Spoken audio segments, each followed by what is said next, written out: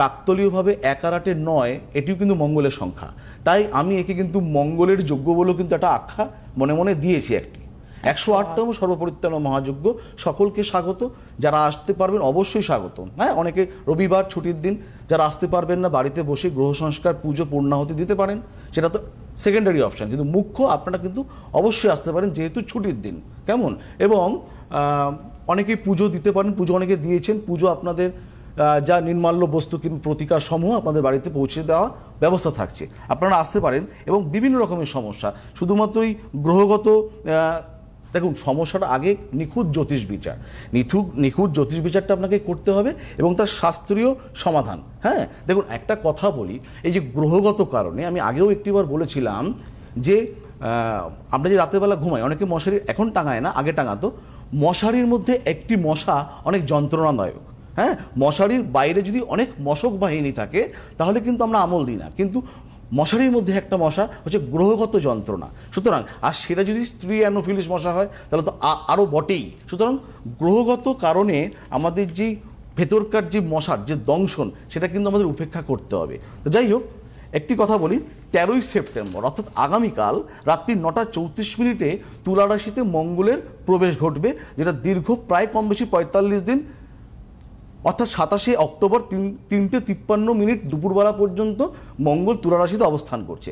আমরা জানি মঙ্গল এই মুহূর্তে নিজ নক্ষত্রে চিত্রা নক্ষত্রে অবস্থান করছে, যেটা আগামী 23 তারিখ থেকে মঙ্গল সাতী নক্ষত্রে অবস্থান করবে, যেটি রাহুর নক্ষত্র থাকবে 13ই অক্টোবর পর্যন্ত। 13ই অক্টোবর সেই মঙ্গল বিশাখা নক্ষত্রে যাবে, তারপর যাই হোক জ্যেষ্ঠা নক্ষত্রে যাবে।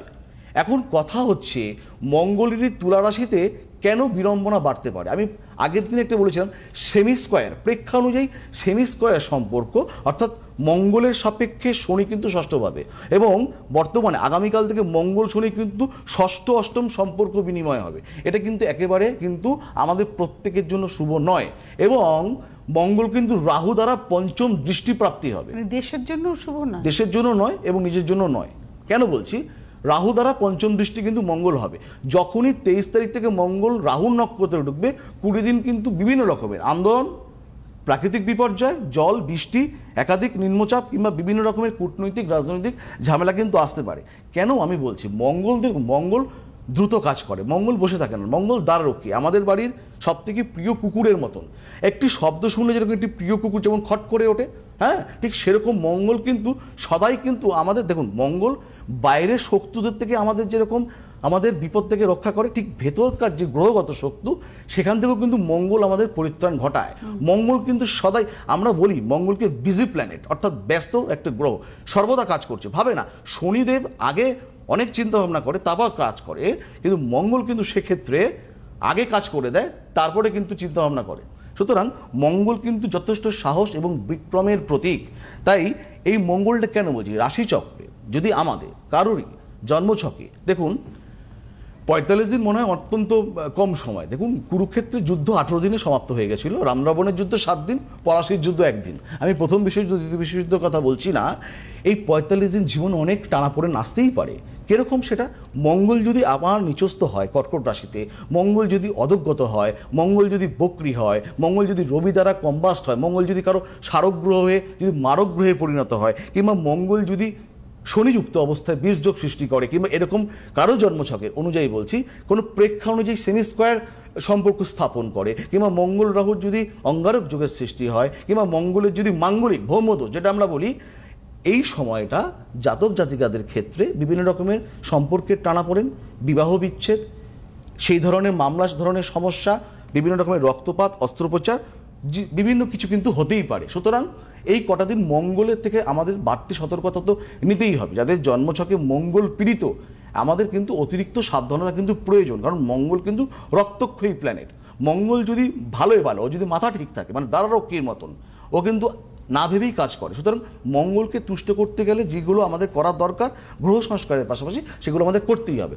এবার আসি, সবার যে মঙ্গল খারাপ হবে তা নয়। জন্মছকে যদি মঙ্গল ভালো হয়, এই কটা দিন আগামী 45 দিনের মধ্যে এই মঙ্গলের তুলা রাশিতে গোচরের জন্য সিংহ রাশিতে যেহেতু তৃতীয়ভাবে মঙ্গলের অবস্থান থাকছে, আত্মীয় লাভ, কুটুম্ব লাভ, অর্থ লাভ আপনাদের হতেই পারে।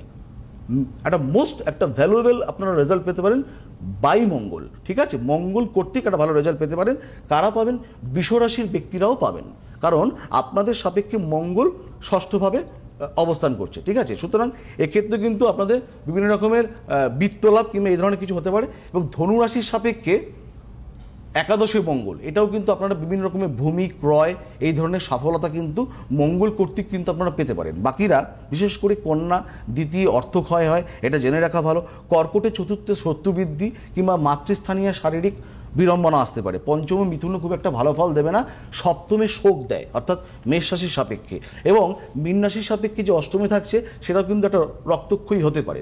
এদেরকে একটা বাড়তি সতর্কতা কিন্তু নিতে হবে। এবং সর্বোপরি দ্বাদশে বৃশ্চিক রাশির ক্ষেত্রে এবং কুম্ভ রাশির ক্ষেত্রে কিন্তু মঙ্গল কর্মহানি দিতে পারে। তাহলে মঙ্গলকে নিয়ে আমাদের কিন্তু বাড়তি সতর্কতা দিতেই হবে। এবার আসবো, ফোন হয়তো আছে, আমি পরিশেষে নিচ্ছি। যেটা বলবার, মহানবগ্য সর্বকার্য সিদ্ধি। দেখুন, প্রত্যেকটি মানুষ চায় সঠিক জ্যোতিষ বিচার, হ্যাঁ, একটা নিখুঁত জ্যোতিষ বিচার। সে নিজের সন্তানের করাক, নিজের ভাই বোনের করাক, নিজের করাক, একটা সম্পূর্ণ জ্যোতিষ বিচার চায় এবং তার পদ্ধতিগত প্রতিকার চায়, শাস্ত্রীয় সম্মতভাবে